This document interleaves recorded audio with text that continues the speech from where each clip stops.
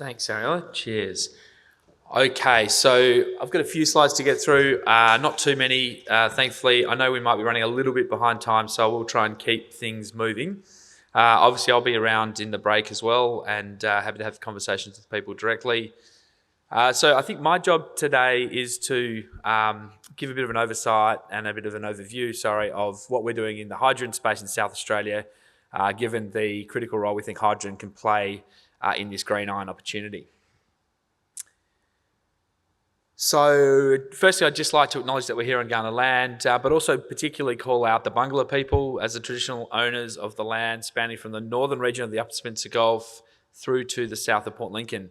So Bangla people's land is where a lot of the activities that we are undertaking is happening, but also where a lot of the work that we're talking about today and a lot of indeed the renewable energy transition in South Australia is happening. So we've talked about, the Minister's outlined the journey we've been on in terms of renewables. And back in 2016, 17, the team then in the Department of Energy and Mining, some of which now work over in the Office of Hydrogen Power SA with us, started to think about the opportunity that comes from this renewable energy transition. What else could come from this other than just building up the mix of renewable energy that we use in our system? How do we capture the pipeline of renewable energy projects? It's going to be far greater than we need to use for our energy supply, indeed far greater than potentially the whole of the east coast of Australia would need for energy supply. So they looked at hydrogen. There was a techno-economic study done back in 2017 to try and understand whether green hydrogen in South Australia was an option. That was followed up by a series of documents and things that we've got here. In 2017, we had the hydrogen roadmap.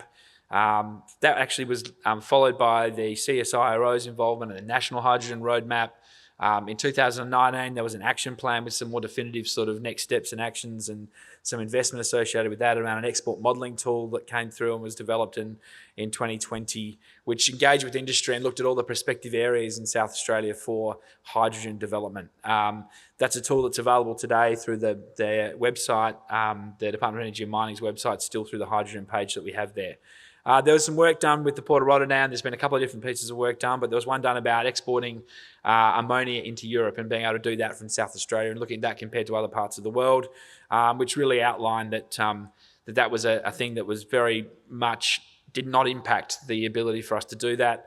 It was really about how hydrogen was going to be used, produced at one end and used at the other end, that really was going to be the determining factor in those decisions. The Hydrogen Jobs Plan is what we'll spend most of our time talking about this morning. The Renewable Energy Act, as the Minister's talked about, the study that's been done recently around the value adding and producing green iron and exporting, the Minister's talked about as well. But it's a journey that South Australia's been on for quite some time, and a lot of work has gone into that to get us to a point today where we are in the hydrogen space. The other thing that I'd just like to do when I'm talking is talk a little bit about where hydrogen production is at, and I guess it's sometimes a bit of a reminder of the journey that we're on, but also some reasoning as to why South Australia is looking to get to grid-scale hydrogen production. So at the moment, at Tonsley in the south of Adelaide, we still have the largest operating electrolyser in the country at 1.25 megawatts. That's a fit-for-purpose facility. It's providing a blend of gas with natural gas, a blend of hydrogen to natural gas to supply heating and cooking to homes in the southern suburbs of Adelaide. Started with 1,000 homes, it's up to 4,000 homes. The blend's going from 5 to 10%. They've got ambitions to get that up to 20% blend. So it's doing its job, it's demonstrating that. I think that when that was commissioned as part of the Renewable Tech Fund that the government put in place in 2018, it was funded then, the work went on, it started operating in 2021. I think we'd all like to have thought we'd be in the 10s and 20 and 30 megawatt scale here in Australia, perhaps even larger. In the rest of the world, that's where they've got to, is that tens of megawatt scale. Lots of projects. This one's an Iberdrola project in Spain. It's where the hydrogen is converted into green ammonia and used for fertiliser production in a sort of behind-the-meter arrangement at a very large facility there. So there's 20, 30, 40 megawatts. Tens of megawatts is where the world has got to. But what we're talking about today in terms of green iron needs gigawatt scale production of hydrogen to be able to make that work to the scales that we're talking about here, which is why here in South Australia we are looking to do hundreds of megawatt scale, trying to get that next step, that building block, if you like, for industry. And that's why we've had so much interest from around the world in the project that we're building and delivering. It's why it's very exciting. But really it is a significant step on the pathway to be able to see projects that come after ours at that gigawatt scale of production. So what exactly are we doing? We are building 250 megawatt electrolysis. We've got a hydrogen storage facility that goes with that. We're also doing 200 megawatts of power generation. The power generation is about a unique set of circumstances in South Australia.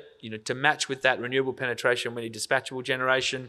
We haven't had a lot of competition in the dispatchable generation in South Australia, and we've got older kit that's playing in that space in South Australia at the moment. So for the unique circumstances of South Australia, having more dispatchable power generation is what's needed, and that's why the government's committed to building that 200 megawatts of power generation.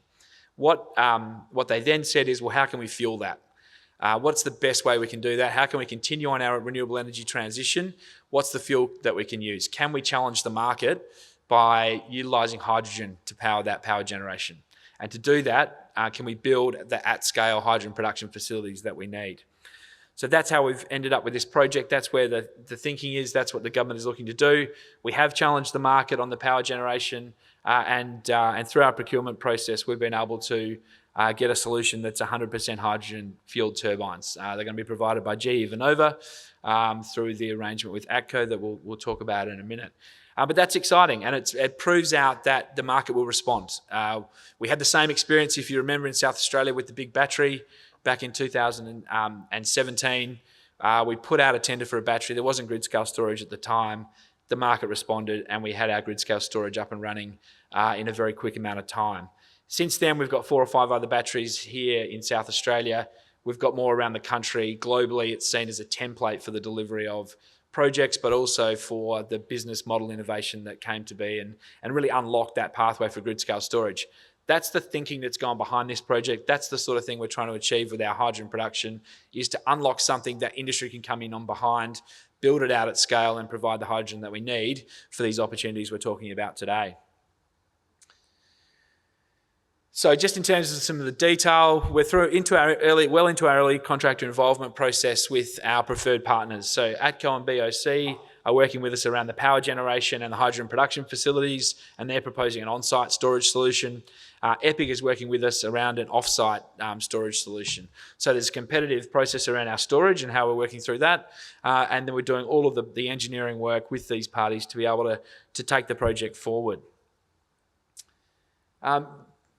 We are, just to round that out, so we are progressing. We're looking to be able to have our contracting in place in the third quarter of this year so that we can start our activities on the ground before the end of the year to get hydrogen produced in South Australia in 2026. I think the really exciting part of this is that as we're getting closer to having hydrogen here, we are starting to see more and more industrial users wanting to come and talk to us about the use of hydrogen. So it means that we'll have hydrogen for those industrial users from our facility. Obviously, we will meet the requirements of our power station, but we will look to have some hydrogen we can use for that. And then obviously that hydrogen there also opens up the opportunities we're talking about today. But I think what builds on that is the projects that are coming in behind. So Port Bonython that you can see there is an existing facility that Santos operates to export its liquids. It's a 2-kilometre jetty, and you can see the Santos facility just next to the jetty there. That's been there since the 1980s. It's been operating, and then in behind that, there's also a diesel storage facility and IOR terminals, import diesel for transport there. The land all around that is owned by the government. So a few years back, the government put it out to market to see what interest there would be in use for that land. Overwhelmingly, it was the hydrogen sector that came back, and people wanted to be able to capitalise the existing additional capacity at the jetty, potentially to utilise that for export, but also looking to have land in this region to be able to advance their hydrogen and ammonia projects that they're looking at doing. But as things have progressed, the parties are working with us. There's development agreements in place, real focus on common user infrastructure. Through the course of that timing, the federal government's committed to hydrogen hubs nationally, and this is now one of those hubs.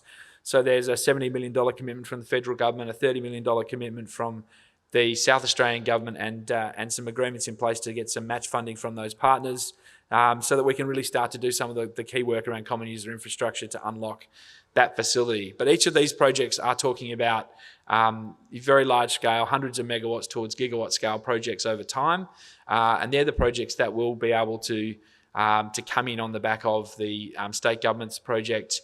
The timeframes roughly that people are looking at are towards 2030, and so that's an exciting sort of period of time there. We also have other projects in South Australia around the Upper Spencer Gulf.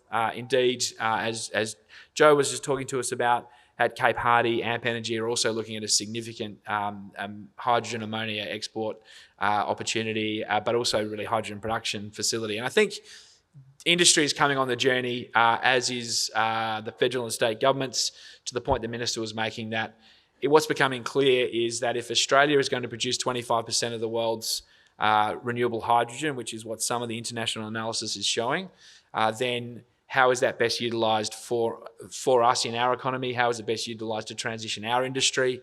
And so I think all of these projects are actively looking at the domestic use of their hydrogen as well, which brings us back obviously to what we're here to talk about today. So these are the people that are looking to produce hydrogen at scale, the people that will have the opportunity for industry, for all of you to be able to engage with about the use of hydrogen in that green iron production over time.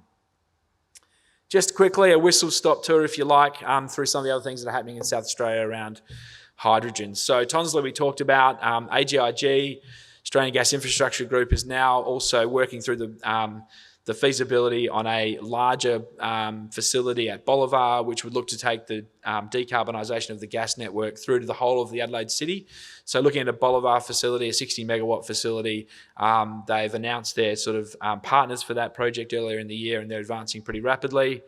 In a much smaller scale, but very interesting nonetheless, Marubeni are working around a metal hydride project with a potential use of offtake in Asia, starting with some Indonesian counterparties.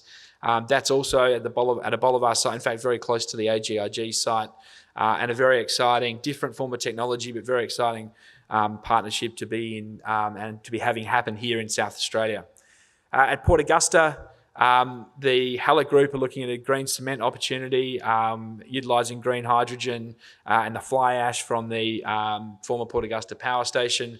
That is a small-scale project to start with, but has enormous opportunity to grow, but also to prove out the technology around a renewable cement product is very, very exciting for its broader applications. What they're doing is something that can be duplicated, not just here in Australia, but around the world as well. Vast Solar has been working with ARENA and the federal government to do a concentrated solar thermal project in and around Port Augusta, where they're looking to produce methanol and look to export that. They're also very closely tied in with some funding support from the German government as part of that arrangement and the collaboration that's happening between the Australian and German governments around hydrogen. We have some buses up, and in fact I was driving in today behind the green hydrogen powered bus, which is exciting. It's small and we're starting, but it's something that is growing fairly rapidly around the world now. So there's a lot of work going on in the Transport Department around how to utilise hydrogen in buses, and that's exciting for us as well. Cape Hardy we touched on, so Iron Road is there and has their iron ore deposit that they're working to develop that project. They've recently worked closely with Amp Energy to bring them into the project to be able to look at a significant hydrogen project there as well. At Port Adelaide AGL, the Torrens Island Power Station is transitioning, and the batteries, the picture that you can see there is part of that transition, but they're looking at hydrogen opportunities there as well, doing quite an extensive feasibility with a large number of partners, both from Australia and internationally. That's very exciting. And then Entex, I know Glenn is in the room here, I think I can see him. So they've got an exciting project with Kimberly-Clark down at Millicent to displace natural gas with hydrogen as part of their industrial facility. And then I think the holy grail a little bit in some respects for hydrogen is underground storage, and it's not something that we've seen yet in Australia, but Entex have got a really exciting opportunity with a salt deposit in the far west coast out near Elliston on the other side of the Eyre Peninsula, which would unlock underground storage for hydrogen potentially. Obviously, there's a lot of work to be done to prove that up, but it would also then unlock a huge renewable resource on that side of the Eyre Peninsula that currently isn't tapped into, and open that up for hydrogen. So that's just some of the broader opportunities that you're seeing emerge here in South Australia. We are very excited about what we're doing. We're moving quickly to have things up and running as early as 2026, and then we're working really closely with the industry to bring them in behind to get that scale that we need to bring hydrogen to fruition and open up these broader opportunities we're talking about. Thank you.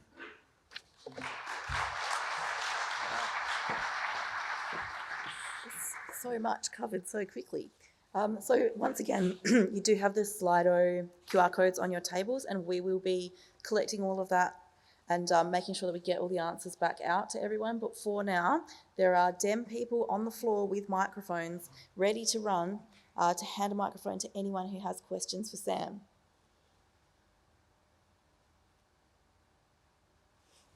I can't see any hands. You must have done such a good job being so clear. They don't have any questions. Thank you so much, Sam. The next